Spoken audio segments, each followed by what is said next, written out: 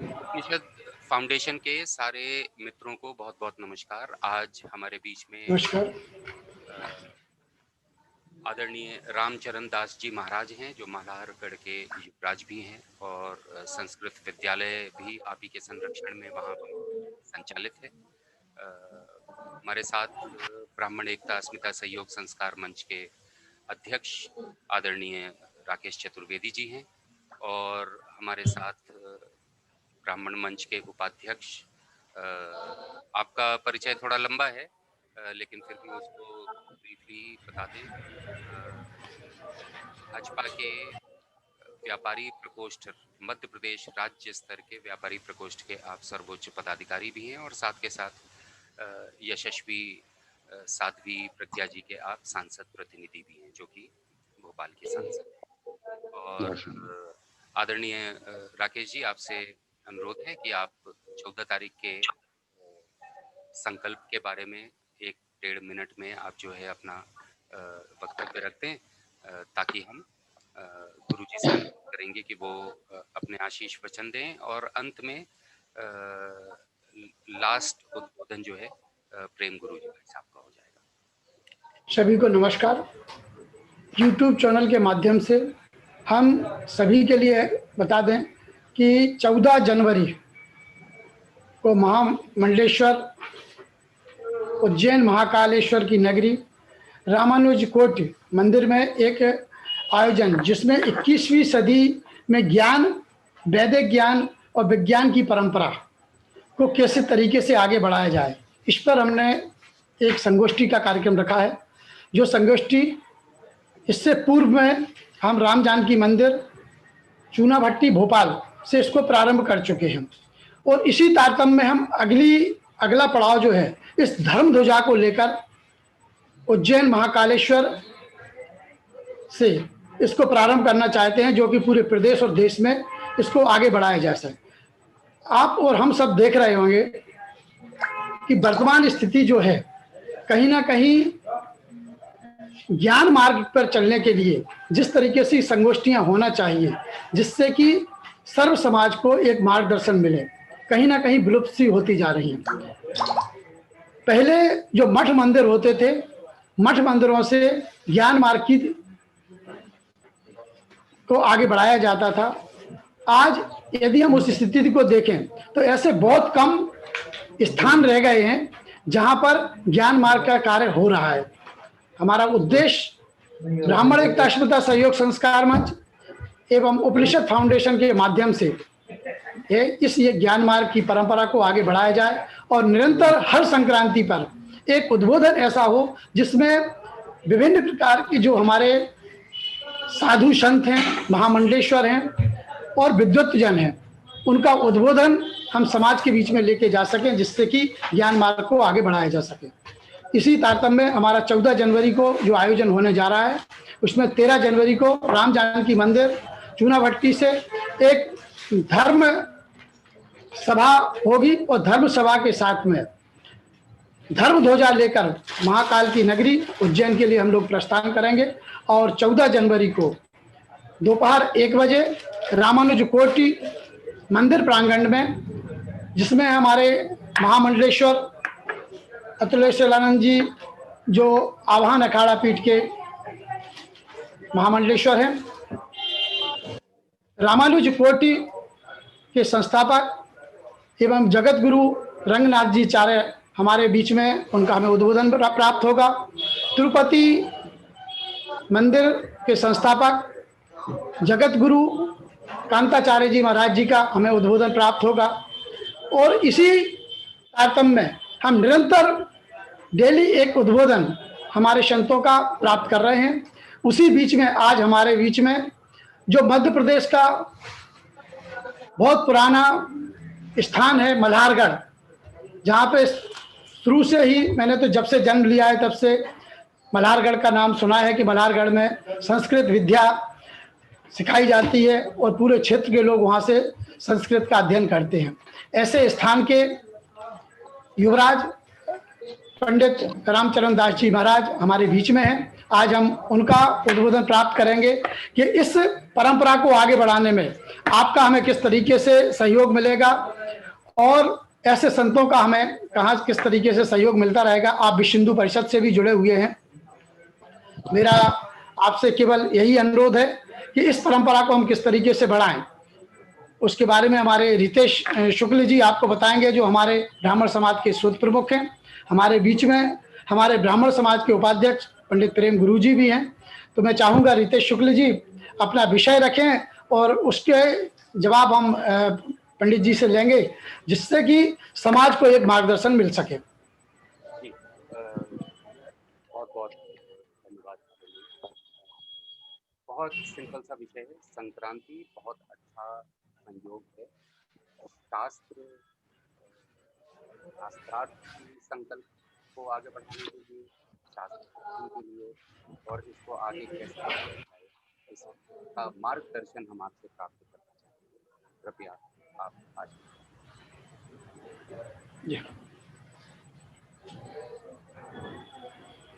श्रीमान जी दोबारा बोल सकते हैं, आवाज थोड़ी कम आ रही है।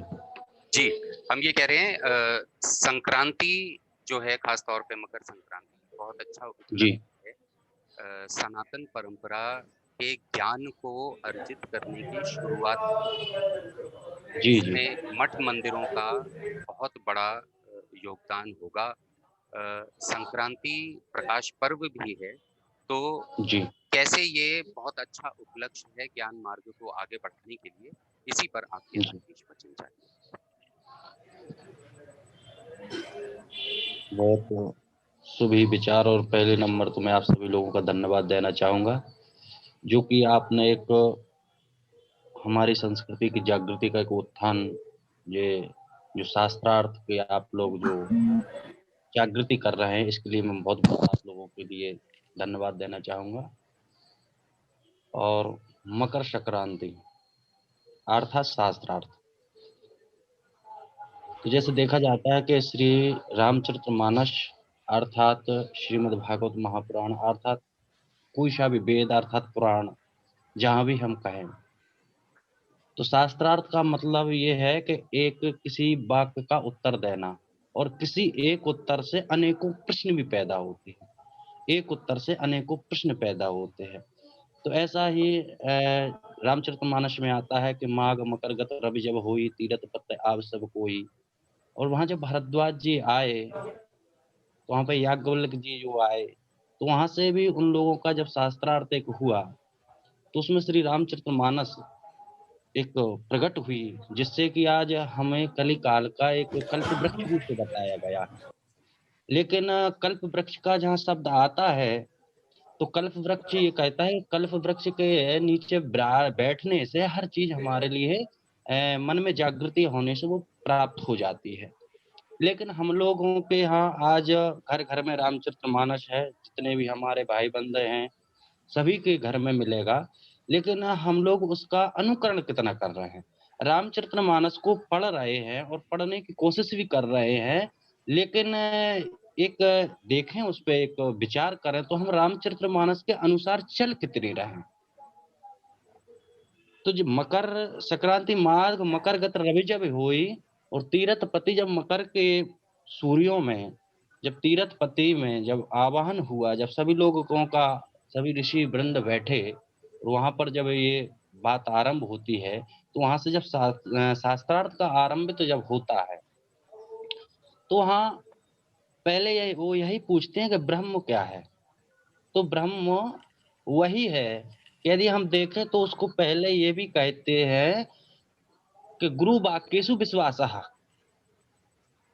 गुरु के वाक्य पर विश्वास, और जो हमारी श्रद्धा है, जिसे रामचरितमानस में भी कहा है भवानी शंकरो वंदे श्रद्धा विश्वास रूपणो, तो श्रद्धा और विश्वास की प्रथम जागृति जो है, वही रामचरितमानस की आरंभता है। तो जैसे कि हम जब शास्त्रार्थ करने बैठते हैं, तो शास्त्रार्थ कहा जाता है कि शास्त्रार्थ ज्ञानियों में होता है, ना कि कोई मूर्ख में। और मूर्ख में भी हो जाता है, लेकिन अविवेकी और विवेकी में अंतर होता है। जैसे कि रामचरितमानस में दो दिए हैं कि सठ सुधरहि सत्संगति पाई, और मूर्ख हृदय न चेती ज्यों गुरु मिले बिरंचि सम। यदि ब्रह्मा स्वयं आकर किसी मूर्ख व्यक्ति के लिए समझा तो वो समझा नहीं सकता है। तो शास्त्रार्थ जो है एक ब्रह्म कुलभूषण भी रहा है, क्योंकि ये 4 चीज़ें जो हैं भगवान के यहाँ से आई हैं, इसीलिए इनमें ब्राह्मण संत को देखा गया है। तो अग्नि, ब्राह्मण, गौ और गीता, ये 4 चीज़ें भगवान के स्वयं मुख से निकली हुई है। ब्राह्मणोऽस्य मुखमासीत् बाहुराजन्नः कृतः उरु तद्वश्या पदव्याङ्गुं शूद्रो अजायत। तो ये चारों वर्ण वहाँ बताए गए थे। लेकिन आज कुछ असामाजिक तत्वों के द्वारा हम लोगों का जातिगत बँटारा कर दिया गया है, जो कि आज हमारे सनातन के लिए बहुत कुछ हानिकारक हो रहा है और भविष्य में बहुत कुछ होगा। लेकिन मैं तो अपने आप को बहुत आनंद महसूस कर रहा हूँ कि आप लोगों ने ये सब आरंभ किया। तो जैसे ही चतुर्वेदी जी ने बताया, मने बड़ा बहुत प्रसन्नता हुई कि चले ये एक कोई सनातन को जगाने के लिए कोई एक मिसाल हो रही है और आप जैसे लोगों का सहयोग मिलेगा तो जागृति आएगी। लेकिन उसमें सबसे पहले ये है कि कल्प वृक्ष रामायण है, सत्य है और रामायण से सब कुछ मिल सकता है, ये भी यथार्थ है।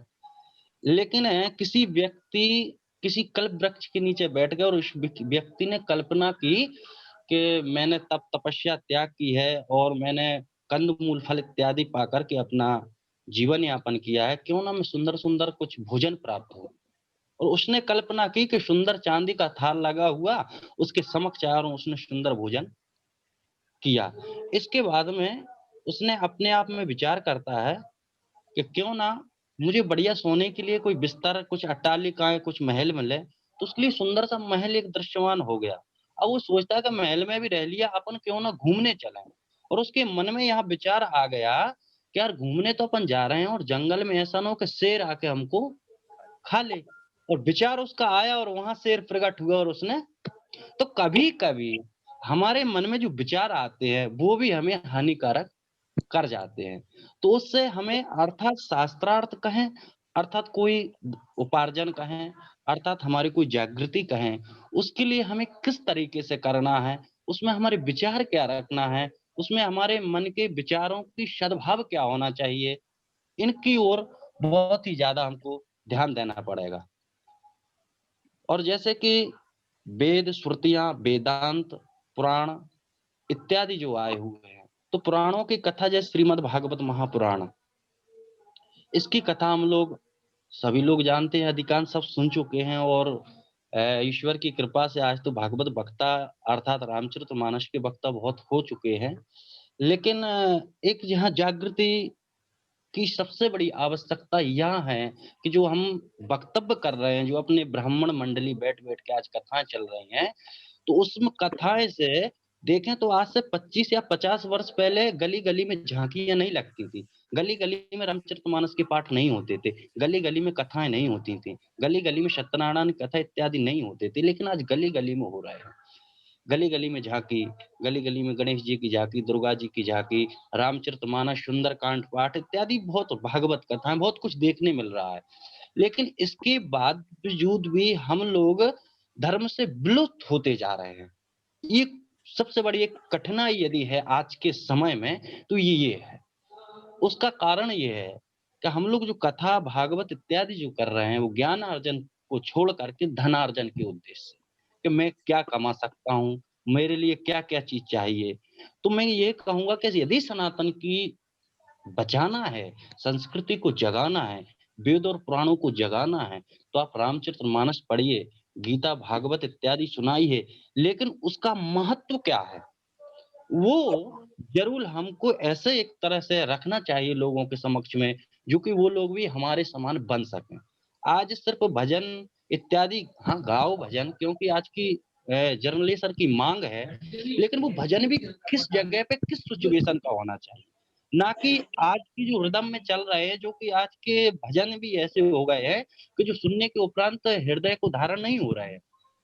अर्थात उनको धारण नहीं कर रहा। पुराने जो हमारे भजन हैं, उनमें कितना आनंद था, जैसे कि मीरा जी के कुछ पद हैं, पायो जी मैंने राम रतन धन पायो, वस्तु अमूल्य की दीनी मेरे सतगुरु। तो ये सब चीज़ें बहुत अच्छी लगती थी, प्रिय लगती थी, अर्थात हमारे मन में उनका चिंतन होता था कि गुरु क्या होता है, सतगुरु क्या होता है और ये राम रतन धन कौन-सा है या कृष्ण रतन धन क्या है? तो इसमें हम लोगों की एक भाव रखना बहुत बड़ी बात हो गई है। आज मैं चाहता हूँ कि हमारी संस्कृति चले, जैसे कि श्रीमद् भागवत का पहला श्लोक आता है, सच्चिदानंद रूपाय विश्वोत्पत्त्यादि हेतवे तापत्र विनाशाय श्री कृष्णाय वयं नमः। तो उसमें सत्य बताया गया है। तो हम लोग सत्य की खोज कर रहे हैं। सभी लोग सत्य की खोज में हैं। लेकिन सत्य क्या है, इसकी आज हम लोग इससे बहुत दूर हो चुके हैं। आज हम लोग सत्य मान रहे हैं माया की नगरी को, सत्य मान रहे हैं अट्टालिकाओं को, सत्य मान रहे हैं धन को, सत्य मान रहे हैं वैभव को। और ये हमारी जिज्ञासा हो गई है, जीने की एक लालसा लग गई है कि यार आज मेरा छोटा एक अट्टालिका बन जाए, एक अट्टाली बन गई तो मेरे पास वाहन आ जाए, वाहन आ गया तो धनार्जन हो तो मेरा मान सम्मान हो। ये एक जीने की राह ये बन गई है कि जब तक 4 लोग हमारी एक सम्मान नहीं देंगे, जब तक हम जीवन जीने का कोई रूप नहीं लेते हैं। लेकिन सत्य ये है कि हमारा सम्मान कब मिलेगा, जब हम धर्म से जुड़ेंगे तो स्वाभाविक ही सम्मान मिलता है। ये एक सत्यता है, यथार्थ सत्य। और सत्य क्या है? सत्य वही है कि सत्य माने परमात्मा, जो परमात्मा की बनाई हुई प्रकृति है, जिसमें कोई नष्ट नहीं हो सकता, वो परमात्मा की बनाई हुई सृष्टि है। तो सत्य का मतलब ये है कि हमारे आत्मा में जो चैतन्य है, जो रामचरितमानस में भी जिसे कहा गया है कि ईश्वर अंश जीव अविनाशी। मनुष्य का मुख्य परिचय यही है। यदि मनुष्य तन हम लोगों ने पाया तो उसका मुख्य परिचय यही है, ईश्वर अंश जीव अविनाशी। अब उन्होंने जब बताया कि ईश्वर का अंश है, लेकिन इसका स्वभाव क्या है, तो उन्होंने फिर वहां दर्शाते हैं कि चेतन, अमल, सहज और सुख राशि। तो ये मनुष्य जीवन का एक मनुष्य का परिचय है। लेकिन आज हम अपने परिचय से बहुत विलग हैं। एक राजनीति प्लेटफॉर्म कहें, अर्थात कोई और भी प्लेटफॉर्म कह सकते हैं, जिन्होंने हमारे लिए बांट दिया गया है। आज हम अपने आप को मनुष्य नहीं कह रहे, आज हम अपने आप को हिंदू नहीं कहना चाहते, आज हम अपने आप को भाई नहीं कहना चाहते। हम एक अपने वैभवों पे जीना चाहते हैं कि कोई मेरा सम्मान करे।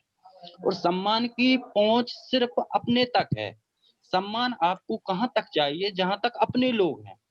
हम कोई अनभिज्ञ जगह में चले जाएँ तो वहाँ सम्मान की आकांक्षा नहीं रहती हमारे लिए। कहाँ बैठ रहे हैं, कि कौन सम्मान दे रहा है, अर्थात कौन हमारे नमस्कार कर रहा है, कौन नहीं कर रहा है, इसको हमें आवश्यकता नहीं रहती। लेकिन जब हम अपनों के बीच में पहुँचते हैं, तो हमें सम्मान की आवश्यकता क्यों पड़ती है? ये सबसे बड़ी आज के विषय में यदि देखा जाए तो ये बहुत बड़ी हम लोगों की एक कमियाँ कहेंगे इसके लिए। और इन्हीं चीज़ों से एक शास्त्रार्थ की उत्पत्ति इन्हीं चीज़ों से होती है। जब हम लोग सब एक समान हो जाते हैं, तो वहाँ से कुछ ना कुछ हमारे मन के अंदर से कोई एक जी हाँ। बहुत सुंदर सी चीज़ उठ के आती है, बहुत सुंदर सा भाव आता है। जब पहले के आज से 10-20 साल पहले वयोवृद्ध एक ग्रामीण क्षेत्र में जब अग्नि के समक्ष 4 लोग बैठते थे, तो बहुत अच्छी-अच्छी चर्चाएँ होती थी। उनके तो कुछ बातें गूढ़ा जो जिन्हें कहे जाएँ, उनमें भी बहुत कुछ बातें बहुत सुंदर निकलती थी। लेकिन आज हम छोटे और बड़े में इतना फ़र्क रख लिया, जात-पात में इतना भेदभाव रख लिया, और कि आज हम अपने सिर्फ़ मोबाइल से भी दूर नहीं हो सकते हैं। सबसे बड़ी कंडीशन ये हम लोगों में है वही कि आज हम अपना मोबाइल से दूर नहीं हो पा रहे हैं।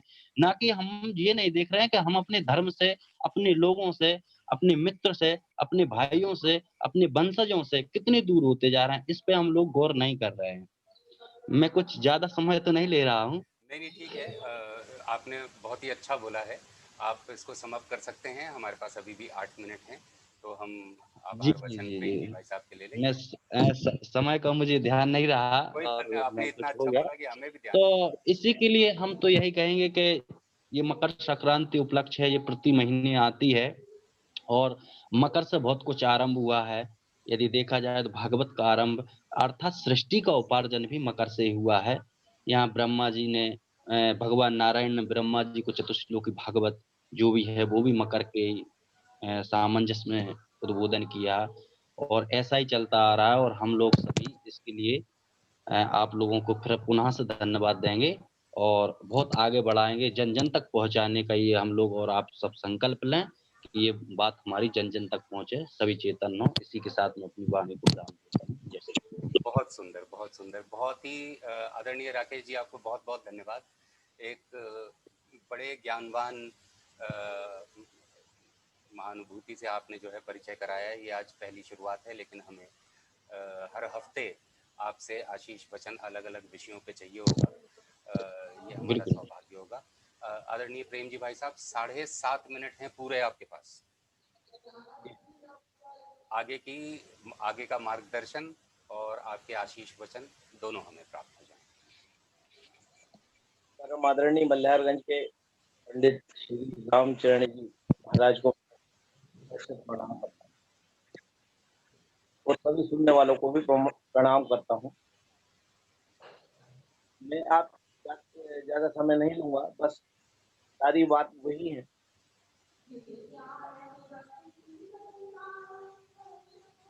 मोहल्ले मोहल्ले में, गली गली में कथा करा रहे हैं, और ये कथा वो लोग करा रहे हैं, और उसमें अधिकांश लोग वो आते हैं धार्मिक लोगों के साथ, अधिकांश, सभी लोग नहीं, कुछ ज्यादातर लोग जिनके घर में व्यथा होती है वो जाके बैठ जाते हैं कथा में। मेरा उनसे निवेदन है, कथा आप सुनने जाते हैं तो कथा आप करने लायक स्वयं क्यों ना बने। गीता में कहा है, मैं हर जगह कई बार बोल चुका हूँ, फिर से एक बार बोलूंगा कि पीपलों में मैं पीपल हूँ। तो हमने पीपल में धागे तो बहुत बांधे, दीप अगरबत्ती तो बहुत लगाई, पेड़ पे चढ़ाया, माता बहनों ने खूब चढ़ाया, लेकिन कितने लोगों ने लगाया।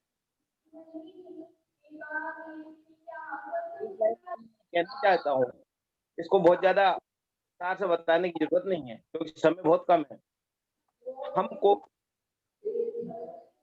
नहीं है तो करना वाले बहुत लोग रटते हैं और माइक लगा के भी चिल्लाने वाले चिल्लाते हैं, लेकिन वो केवल एक व्यवस्था है। हमको तो आत्मसात कर, जब करेंगे तो वो हमारे दिनचर्या में शामिल होगा, और जब दिनचर्या में शामिल हो जाएगा तो संस्कार बनेगी, वो सभ्यता बनेगी, वो हमारी संस्कृति सुरक्षित बनेगी। लेकिन हम अगरबत्ती धूप को बहुत प्रेम से लगाते और सोचते हैं भगवान इसमें प्रसन्न हो जाएगा, लेकिन अगरबत्ती धूप लगाने वालों के, उनके दिए हुए वचनों पे अपने बच्चों और अपन को स्वयं को चलाने में हमें परेशानी होती है। हम अगर उस पर बच्चों को चलाने लगे, बच्चों को बताने लगे, बच्चों को अनुसरण कराने लगे, तो हमें दीप धूप और अगरबत्ती लगाने की भी जरूरत है। निवेदन जो धर्म के लोग बैठे हुए हैं, और बहुत सारे लोग आजकल ज्योतिषाचार्य बहुत बन गए हैं। नए तरीके से कहीं बॉल के ऊपर हाथ फेरते हैं, कहीं वो पत्रिका लेके बैठ जाते हैं, कहीं वो कुछ दिया जला के और पता नहीं क्या क्या। उन लोगों से मैं हाथ जोड़कर इस चैनल के माध्यम से निवेदन करना चाहता हूँ कि आप धर्म को नष्ट ना कर, आप धर्म को धर्म रहने दें, आप अपनी दुकानदारियां चलाते रहें। धर्म अलग चीज है, दुकानदारी अलग चीज है, और आपका व्यवसाय उसको करना एक अलग चीज है। जब आपका धर्म सुरक्षित रहेगा, लोगों का विश्वास बना रहेगा, तो उससे जुड़े सभी लोगों की जीवन यापन होता रहेगा, ये निश्चित है। मैं उन लोगों को अपना कार्य करें, लेकिन जब आप बताते हैं कि ये अंगूठी पहन ले, वो सोना पहन ले, ये कर ले, ये नर्मदा जी के चक्कर लगा ले, उतने मंत्र पढ़वा ले, इतने ये करवा ले, उतना ये हो जाएगा, पीपल का पत्ता वहां बंधवा दे तो नीम में कील ठोक, ठीक है ना। बदले कहिए, आपका बच्चा पूरा श्लोक पढ़ के आएगा और हमें सिखाएगा और हमें सुनाएगा। आधी आधी परेशानी तो आपकी उसी समय हो जाएगी जब आप बोल दो उसको गीता के 3 श्लोक पढ़ के आ जाना, उसको एक हफ्ते में अर्थ मुझे बताना, तो आधी समझदारी तो उसके अंदर स्वतः ही आ जाएगी। मैं सभी लोगों से ज्योतिष समझते, ऐसा नहीं है, मैं उनका सम्मान करता हूँ, लेकिन उनकी आड़ में जो गलत काम कर रहे हैं समाज को न करें। गुरु जी ने कहा बहुत सारे राजनीति के लोग पद भ्रमित कर रहे हैं, समाज को अलग जातियों में, वंशों में बांट दिया है, बांटने का काम न करें। ब्राह्मण एकता संस्कार मंच तो ये बीड़ा को सभ्यता को बचाने का काम करेंगे। मैं उनको राकेश चतुर्वेदी जी को बहुत बहुत साधुवाद देता हूँ, शोधकर्ता शुक्ला जी को बहुत बहुत बधाई देता हूँ कि वो नियमित रूप से इसका विगत कई वर्षों से लोगों से कर रहे हैं, हमारे धर्म शामिल कर रहे हैं, विषयों पे जन काम कर रहे हैं। सबसे निवेदन करते हैं कि इस चैनल को सब्सक्राइब भी करें, इसको पसंद भी करें, उसको सुने, शामिल भी हों। कम से कम आज तो आज नहीं तो परसों परसों दिन बाद आपको हम ये दे रहा था, हम स्वामी विवेकानंद के लोग, रामकृष्ण परमहंस के जन्मभूमि के लोग हैं, हम राम पिता वाले लोग हैं, हम यहाँ उपदेश जिसने गीता को दिया वो करें, इसको अपने अंदर आत्मसात करें और फिर अपना विचार करें कि हम उनके पास जाएं क्या, बाबाओं के पास हमारे पास रखा हुआ, हम जाएं क्या, बड़ी रामायण जी, बड़ी भागवत गीता रखी हुई, 4 वेद रखे हुए, 108 हमारे उपनिषद रखे हुए, हम उनको छोड़ के वो पेन से कागज ऊंचा नीचा करने वालों के पास जाए क्या? समाज दृढ़ भ्रमित ना हो। मेरा लोगों से वास्तव में महामंडल जो पूरा जीवन संस्कृति विचारने में लगा दिया, उनका सानिध्य प्राप्त करे, अच्छा गुरु बनाए, ब्राह्मण गुरु बनाए, यही मैं कहना चाहता हूँ, समाज के लिए कहना। भारत मातरम, जय। बहुत धन्यवाद। कुछ बातें आपकी समझ में आई आदरणीय। शायद आपका इंटरनेट वीक था, आवाज़ बीच में कट रही थी, पर लेकिन मर्म समझ में आ गया है। बहुत धन्यवाद। हमारे पास समय अब बिल्कुल ही ख़त्म ही होने वाला है, तो समय ख़त्म होने से पहले ही हम अपना आज की चर्चा संपन्न करते हैं। अगली चर्चा में आप सब बाकी सब लोग आमंत्रित हैं। बहुत धन्यवाद। और आदरणीय मल्हारगढ़ के महाराज जी, आपको तो बहुत धन्यवाद। अब हर हफ्ते हम आपको परेशान करेंगे। बिल्कुल परेशान होने के लिए तैयार है, बिल्कुल। और ऐसी परेशानी यदि आ जाए तो और भी अच्छा है। बहुत बढ़िया। जय हो, जय श्री राधे, जय।